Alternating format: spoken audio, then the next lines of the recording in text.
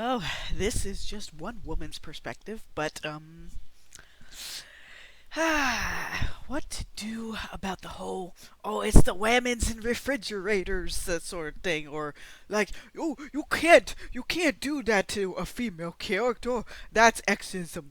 It's like that's the reason why we have shit like Ray and and all that other stuff where they don't want the female character to have a setback or some failure. Um, Even with Uplift Protocol, I have characters that they do have their setbacks. The bad guys will get away. They'll inherit or manage to make off with powerful weapons. It's just a back and forth that's going to happen. What makes Star different from, you know, the blank slate that is Ray is that Star does have some doubts, but she doesn't doubt why she's being a hero. She doubts in other ways, but she also overcomes her doubts too. Um, Aspirational heroes, it's not that they never doubt themselves. Sometimes they'll get worried, like, am I still doing the right thing? But at the end of the day, their morals and values and stuff are rock solid, and they don't get like dispersed and broken and deconstructed. Um, But yeah, looking at this thing with the lady that was upset with the throwaway Vader sniffer, um, I don't connect to a character like that. Those characters are creepy. You're not meant to connect to characters like that. Mm-mm, no. Um, I would say in fiction in general, men are slaughtered on a bigger basis than female characters because to most modern entertainment, it's a lot safer to kill off a male character or brutalize a male character or subjugate a male character to a bunch of stuff because then most people won't see that as, oh, they're beating up a special interest character. Like, no, they're just beating up a protagonist or something. That's the problem with that stuff also. It's like it doesn't matter what your character's made of. um if you're like, oh, we can't really challenge this character because it's female and we don't want it to be undermined in some way, then you get an undermined character like Ray or Captain Marvel. Eh, People say that Superman's boring. Like, no, Ray is boring. Captain Marvel is boring. It's not that they have a personality to like compare and contrast the villains with, or like values to compare and contrast the villains with. They have nothing there.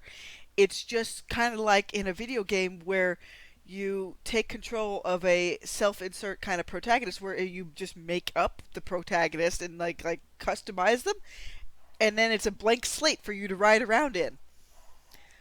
That doesn't really help anybody. Um, yeah, uh, it, it's gotten to the point where it's like if somebody's like, in this book, this is a strong female character, I pretty much nope out of that. Because most of the time, when they say strong female character, they mean basically no personality and basically won't put that character through certain situations because it's female. Yeah. Florida woman needs more coffee. Oh boy. What else? What else can I like basically subject everybody to today? Wee. Let's see. I guess example Ken from Fist of the North Star, especially in the darn Lost Paradise game, but even in the show too, because I'm catching up with that. I like the fact that with the actual game itself, it's an alternate kind of timeline where Ken goes to a city that's attached to a futuristic kind of like before the war city that's providing the other place Eden with power and everything else. But the way it ends is very uplifting. Like the people of the city rally behind the Lady of Eden, and Ken gets to go off on adventures with Yuria.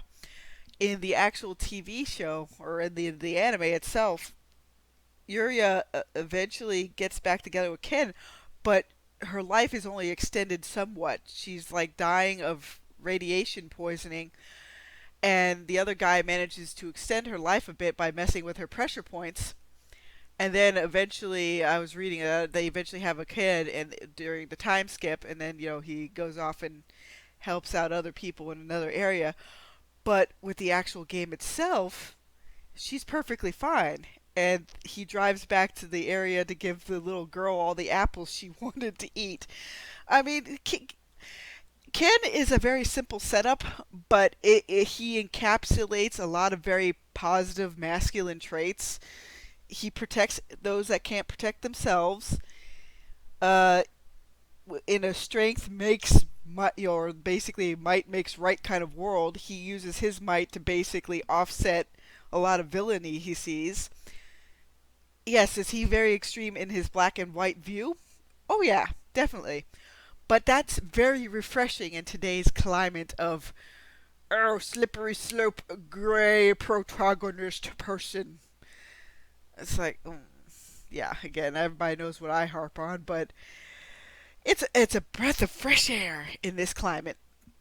Because sometimes you just want to see an idealized version of something going around kicking ass and protecting things that he cares about. I've noticed even in games, like even if it's a simple setup like Dead Space, Isaac was trying to save the woman he loved, and then in the second one, he saves another woman he cares about, and there's a genuine sense of team cooperation in that game. Like the second one, even though there's like a bigger sprawl to explore, um, I find that I seem to be like looking at things where it's like, oh yes, a heroic protagonist that wants to protect something above all else. That seems to be a particular theme I attach myself to. Huh. Oh, and wait, married couples that aren't dysfunctional, that are just genuinely out there to have adventures. That's rare, but also fun to see too. Because so many of these modern stories have broken something. Like there's a broken home, there's a broken family, there's death everywhere, that sort of thing. Again, that's the reason why I'm writing up with Protocol. It's like the anti everything else that's on the market right now. And it's slowly gaining more momentum as I keep going. Um, Again, I should have the other one out, the other issue. If I don't manage to pop it out before work today, I'll definitely get it in when I get in later on. And then the next issue will probably hit like late Sunday. I don't really have a set time when I release stuff. It's just more of like Florida Woman scrambling to be like, okay, wait, this is how I can connect this issue to that thing and that sort of stuff. That's the reason why sometimes it's kind of useful for me now to work on multiple issues at once so I can tie them into each other a little bit easier. With the prologue book, book zero, stuff was kind of like time skipping everywhere because you're kind of building up the world and some of the characters before the main people hit the scene. So in that aspect, that one was a little bit different. But I mainly did it so that way you don't have to see endless, here are the heroes' training montages. That sort of thing. But I guess to get slightly back on to whatever point I was making, because Florida Woman is good at this, yes. Um, I find that relatability is definitely overrated. It I've never really needed to see representation for whatever X, Y, or Z in anything. I'm just like, did you create a story that has me keep turning the pages? That's it. That's usually all I really need is like, is your story worth my time, money, and energy? So, see you later, everybody.